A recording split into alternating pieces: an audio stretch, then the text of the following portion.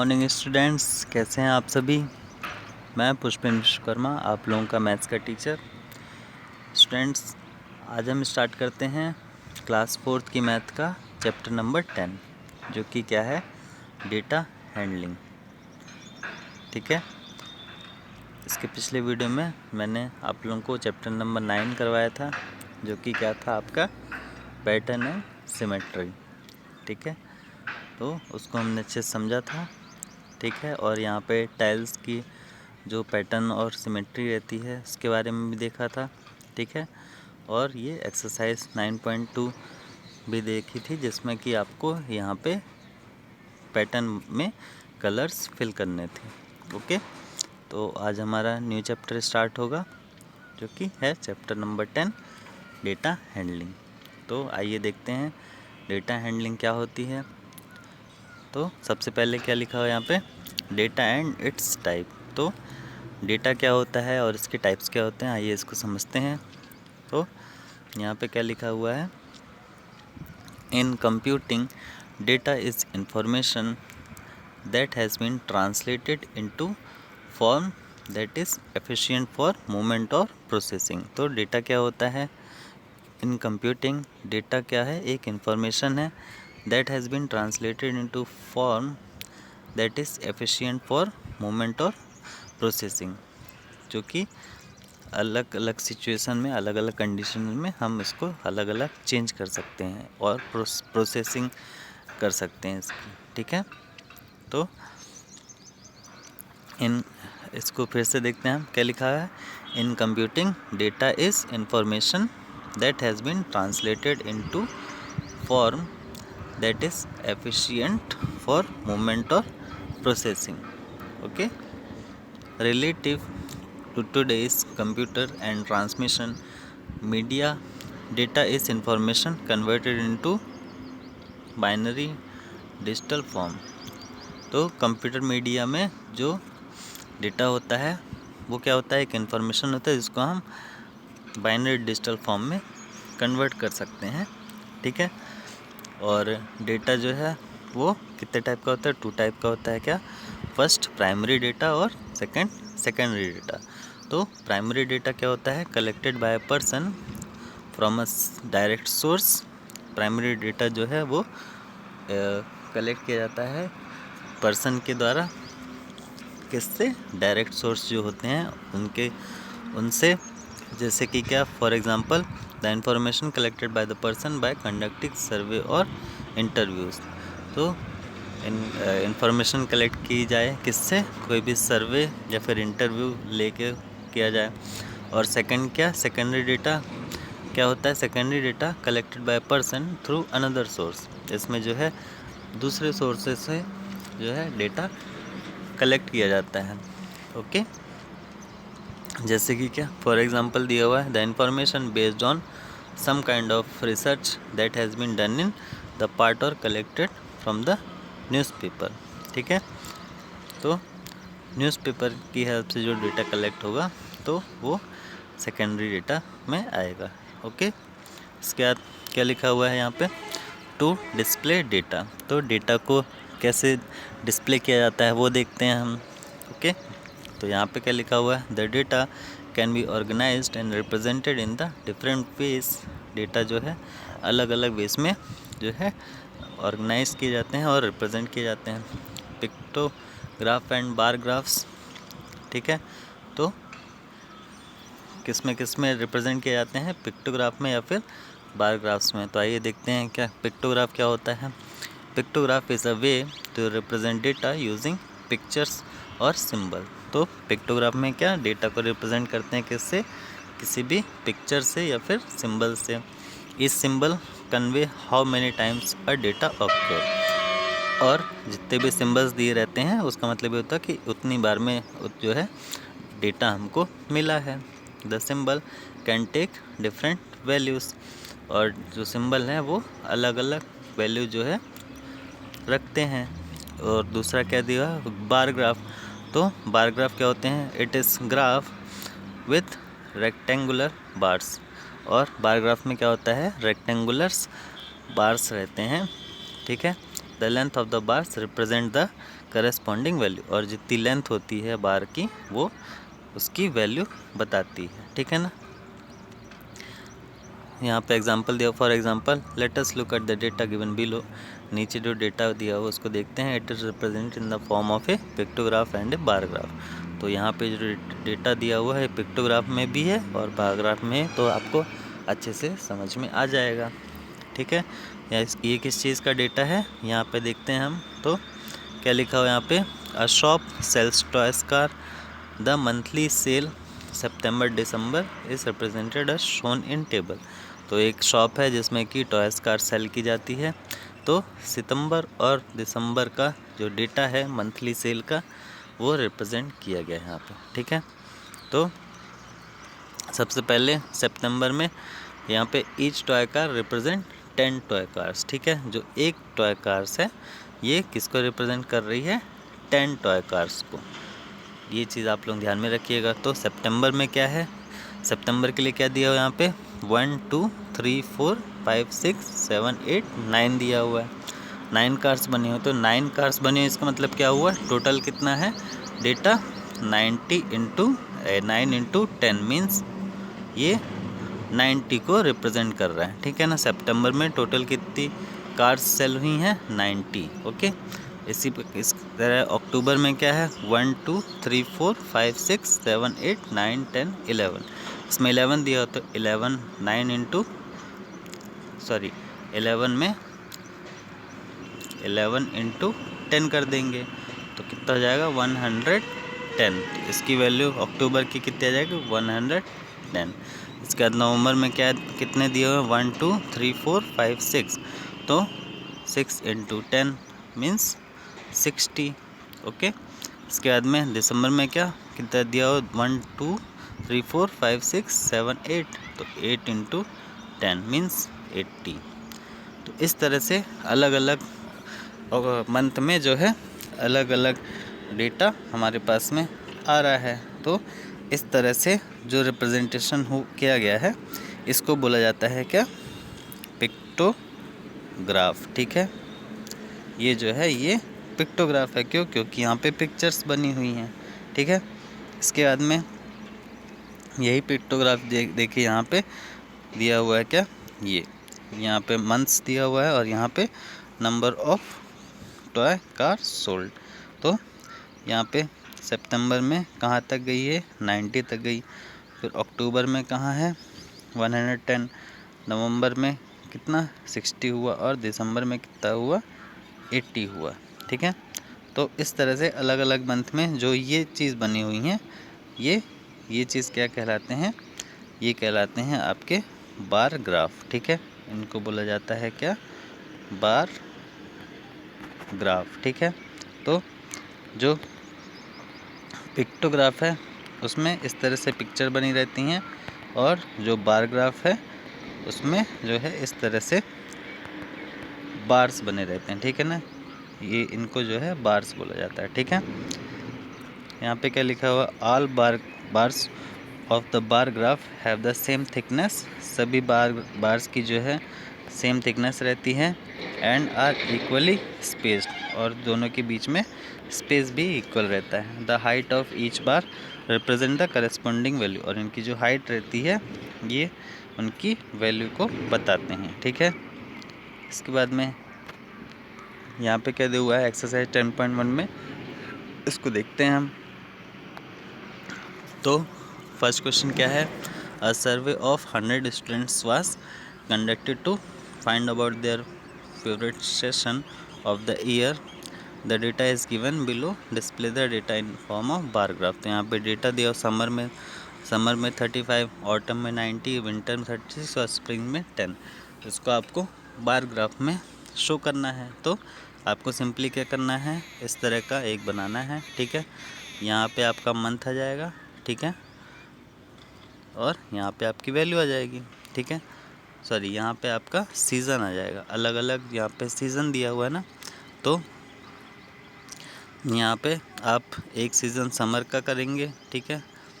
एक जो आपका बार्स बनेगा वो समर का बनेगा, एक ऑटम का बनेगा, ठीक है। इसके बाद में एक विंटर का बनेगा, ठीक है, और एक आपका स्प्रिंग का बनेगा। और यहाँ पे वैल्यूज़ रहेंगी, ठीक है। तो जो वैल्यू यहाँ पे लिखेंगे उतनी ही ऊंचाई इस बार की होगी आपके, ठीक है। इस तरह से आपका बार ग्राफ यहाँ पे बनेगा, ठीक है। इसके बाद यहाँ पे क्या दिया हुआ है, a survey of 100 students was conducted to find how they commute to school.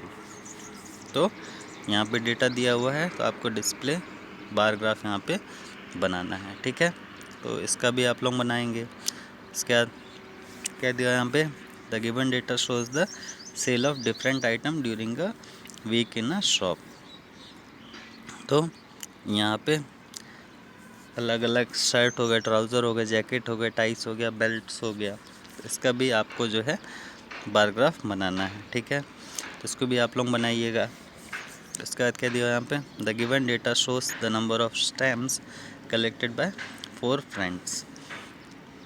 तो इसको भी आपको बार ग्राफ पिक्टोग्राफ में इसको आपको बनाना है, ठीक है।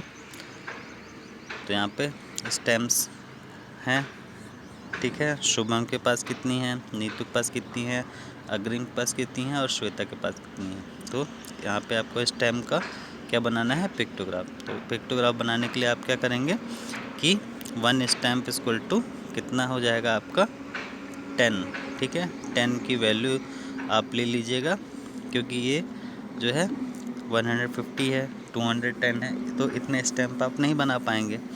तो 1 स्टैम्प इक्वल टू कितना हो जाएगा 10, ठीक है। स्टैम्प यहाँ पे रहेगा, स्टैम्प की पिक के हिसाब से आप यहाँ पे पिक्टोग्राफ बनाएंगे, ठीक है। तो इस तरह से जो है आपको यहाँ पे बार ग्राफ और पिक्टोग्राफ बनाना है इस चैप्टर में, ठीक है। तो इसको आप लोग जो है मुझे करके भेजिएगा, ठीक है स्टूडेंट्स। फिर इसके बाद में यहाँ पे क्या लिखा हुआ है, आगे चलते हैं हम, टू इंटरप्रेट डेटा। तो डेटा को इंटरप्रेट कैसे किया जाता है उसको देखते हैं हम। तो क्या लिखा है यहाँ पे, the next step after the display of data set is to interpret the graph and answer question. तो अभी तक हमने किस तरह से ग्राफ बनाया जाता है उसको देखा है। अब जो है हम क्या देखेंगे कि हमारे सामने कोई भी ग्राफ दिया हुआ है तो उसको हम इंटरप्रेट कैसे करेंगे, ठीक है। डेटा उसमें से इंटरप्रेट कैसे करेंगे, और फिर कुछ क्वेश्चंस रहते हैं उसके हम आंसर्स कैसे लिखेंगे। तो आइए इसको देखते हैं। तो सबसे पहले, to study a graph the following steps should be follow. Graph को स्टडी करने के लिए हमें कुछ स्टेप्स को जो है फॉलो करना पड़ता है। तो कौन कौन से स्टेप हैं ये देखते हैं। क्या लिखा है, look at the axes and understand the given category of data. आपको उसको एक्सेस को देखना पड़ता है और फिर डेटा की कैटेगरी को देखना पड़ता है। फिर look at the axes and know the scale use to create the data. उसके बाद जो स्केल एक बनानी पड़ती है जिससे कि डेटा को क्रिएट किया गया है। फिर उसके बाद में थर्ड पॉइंट क्या है, analyse the graph to answer the question. और फिर ग्राफ को एनालाइज किया जाता है क्वेश्चन का आंसर देने के लिए, ठीक है। जैसे कि यहाँ पे एग्जांपल दिया हुआ है, इसको देखते हैं हम। क्या लिखा हुआ है, read the graph before and find hottest day of the week of the first week of June. तो यहाँ पे ग्राफ दिया हुआ है, इसको देख के आपको बताना है कि कौन सा हॉटेस्ट डे था फर्स्ट वीक जून के फर्स्ट वीक का, ठीक है। तो यहाँ पे 1 जून है, 2 जून है, 3 जून, 4 जून, 7 जून तक दिया हुआ है यहाँ पे। तो ये डेट हो गई और ये आपका कितना टेम्परेचर कौन से दिन था। तो जून 1 में कितना था 25, जून 2 में 30, जून 3 को 45, जून 4 को 50, जून 5 को आपका ये 35, जून 6 को आपका 30, जून 7 को आपका कितना है 35, 30 और 35 के बीच में है, ठीक है। तो इस तरह से अलग अलग डेट में जो है अलग अलग इसके बार की हाइट है, ठीक है। तो इसको हम ऑब्ज़र्व करते हैं। क्या लिखा है यहाँ पे, observe the graphs above the scale used in vertical access of is of 5 unit, ठीक है। 5 यूनिट की स्केल जो है हमने ली है, देखिए ये 5 है, ये 10 है, 15 है, 20 है, 25 है, तो यहाँ पे 5 का गैप है, तो हमने 5 यूनिट की स्केल ली। If we look at the length at rectangular bars the following data is recorded. अगर हम इन बार्स को देखेंगे तो हमें क्या मिलेगा, जून 1 को कितना है, देखिए जून 1 में 25 डिग्री है, जून 2 को है 30 डिग्री, जून 3 को 45 डिग्री, जून 4 को 50 डिग्री, जून 5 को 35 डिग्री, जून 6 को 23 डिग्री, जून 7 को 30 डिग्री। इस तरह से सभी दिन हमारे पास में क्या आ गया, कितने कितने डिग्री टेम्परेचर था। तो इसमें हम वैल्यूज़ को क्या कंपेयर करें, compare the values for all temperatures to conclude that June 4 is the hottest day. इस सबको हमने देखा और हम देखा कि क्या जून 4 को जो है वो सबसे हॉटेस्ट डे था, ठीक है ना। इसके बाद यहाँ पे क्या लिखा हुआ है, चपाती चार्ट और अ पाई चार्ट। तो पाई चार्ट क्या होता है या फिर चपाती चार्ट क्या होता है, इसको हम देखते हैं। तो यहाँ पे क्या लिखा हुआ है, all children of a school take part in different clubs as shown in the table in chapati chart. तो यहाँ पे जो पाई चार्ट या फिर चपाती चार्ट होता है वो कैसा होता है, इस तरह का होता है, इस तरह राउंड बनी रहती है इसमें प्लेट, इसी के अंदर हम जो है इसको रिप्रेजेंट करते हैं डेटा। तो यहाँ पे एक प्लेट बनी हुई है, ठीक है। यहाँ पे वाइट कलर से गेम क्लब है, ठीक है। इसके बाद ब्राउन कलर से ड्राइंग क्लब है और पिंक कलर से आपका गार्डन क्लब है। अलग अलग क्लब को जो है अलग अलग कलर से यहाँ पे डिनोट किया गया है, ठीक है। और यहाँ पे क्या दिया हुआ है, द गेम क्लब में कितने स्टूडेंट्स हैं, 100 स्टूडेंट्स हैं। इसके बाद द गार्डन क्लब में कितने हैं, 50 स्टूडेंट्स, और द ड्राइंग क्लब में कितने हैं, 50 स्टूडेंट्स। तो इस तरह से जो है हम चपाती चार्ट या फिर पाई चार्ट में डेटा को रिप्रेजेंट करते हैं, ठीक है। इसके बाद क्या लिखा है यहाँ पे, from the table and the chapati chart we can see that, क्या क्या हमने देखा इसमें, half the children in the class take part in the games. तो जो गेम क्लब है इसका पार्ट कितना है, इस पूरे का अगर हम देखें तो इसका 1/2 मीन्स हाफ पार्ट जो है वो किसका है, गेम क्लब का है। तो इसका मतलब क्या हुआ कि half the children in the class take part in the games club. Games club में हाफ द चिल्ड्रन पार्ट ले रहे हैं, टेक पार्ट कर रहे हैं। इसके बाद 1/4 of the children are member of the garden club. 1/4 children जो है वो गार्डन क्लब के पार्ट हैं। और the drawing club has 1/4 of the children of the class, और ड्राइंग क्लब में भी 1/4 चिल्ड्रन है। तो इसका मतलब क्या हुआ कि जो गेम क्लब है उसकी वैल्यू कितनी है, 1/2, ठीक है। इसके बाद ड्राइंग क्लब और गार्डन क्लब की कितनी है, 1/4 वैल्यू, ठीक है। क्यों, क्योंकि ये हाफ है और ये दोनों इस तरह से डिवाइड है, ठीक है। तो ये इन्फॉर्मेशन हमको पाई चार्ट से मिलती है। फिर यहाँ पे क्या दिया हुआ है, if there are 500 student in the school look at the above chapati chart and tell the number of members in each club. तो अगर टोटल स्टूडेंट्स कितने हैं, 500, तो आपको हर एक क्लब में स्टूडेंट्स का बताना है और यहाँ पे आंसर देना है।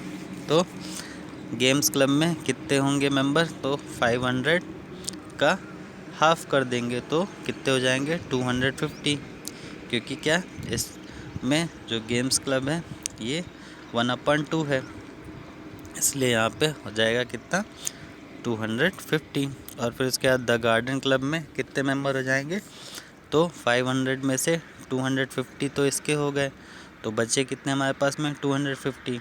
तो इसमें 250 में भी जो है कितना हो जाएगा, इसका हाफ हो जाएगा, ठीक है। तो इसका भी हाफ कर देंगे तो कितना हो जाएगा, 125। तो यहाँ पे इसका आंसर कितना जाएगा, 125, और इसका भी 125, ठीक है। ये देखिए 250 मेंबर्स फर्स्ट का, सेकंड में 125 और इसमें भी 125, ठीक है। इसके बाद में यहाँ पे एक्सरसाइज 10.2 दिया हुआ है, तो इसमें देखिए एक बार ग्राफ बना हुआ है, तो इसको आपको देखना है, ठीक है, रीड करना है। क्या लिखा है, the bar graph given below shows the pocket money received by some friends from their parents. तो यहाँ पे कुछ फ्रेंड्स के नाम लिखे हुए हैं, उनको कितनी पॉकेट मनी मिलती है उनके पेरेंट्स से, उसका यहाँ पे बार ग्राफ दिया हुआ है, ठीक है। तो इसको देख के आपको जो है यहाँ पे जो क्वेश्चन दिए हुए हैं इनके आंसर करने हैं, ठीक है। तो इसको आप लोग करिएगा। फिर एक बार यहाँ पे दिया the bar graph given below shows the mark obtained by student in class, ठीक है। यहाँ पे अलग अलग स्टूडेंट्स को कितने मार्क्स मिले हैं वो दिया हुआ है, तो इसको देख के आपको यहाँ पे जो क्वेश्चन दिए हुए हैं उनको उनके आंसर देने हैं, ठीक है। फिर इसके बाद में यहाँ पे एक चपाती पार्ट या फिर पाई चार्ट दिया हुआ है, ठीक है। तो इसको देख के आपको यहाँ पे इसके आंसर्स करने हैं, ठीक है। तो अभी मैंने आपको बताया है, तो आप लोग ये इसको जो है कर लेंगे, ठीक है। यहाँ पे भी एक बार ग्राफ दिया हुआ है, तो इसको देख के बस इन क्वेश्चंस के आंसर करने हैं, ठीक है। तो इसको आप लोग करिएगा, ठीक है। इसके बाद में यहाँ पे MCQs दिए हुए हैं, तो MCQs में भी आपको इसको करना है। तो क्या लिखा है, observe the given pictograph related to the scale of ice cream of Sunday and answer the question. तो यहाँ पे पिक्टोग्राफ दिया हुआ है, ठीक है, और 1 आइसक्रीम रिप्रेजेंट 10 आइसक्रीम, तो वनीला, मैंगो, चॉकलेट, पिस्ता सभी का है, तो इसका आंसर आपको इसमें से देना है, ठीक है, जितने भी क्वेश्चन दिए हुए हैं यहाँ पे, ठीक है। तो पिक्टोग्राफ भी मैंने आपको बताया है, तो इसको भी आप लोग कर लीजिएगा, ठीक है। फिर इसके बाद में यहाँ पे क्या दिया हुआ है, read the following pie chart, ठीक है। तो इस पाई चार्ट को आपको देखना है और फिर जो है यहाँ पे क्वेश्चन दिए हुए हैं इसको आपको करना है, ठीक है। तो इसको भी आप लोग कर लेंगे, ठीक है स्टूडेंट्स। तो आप लोग इसको करिए, और अगर कहीं पे कोई चीज़ नहीं समझ में आती तो मुझसे आप पूछ लेंगे, ठीक है students. Thank you, have a nice day.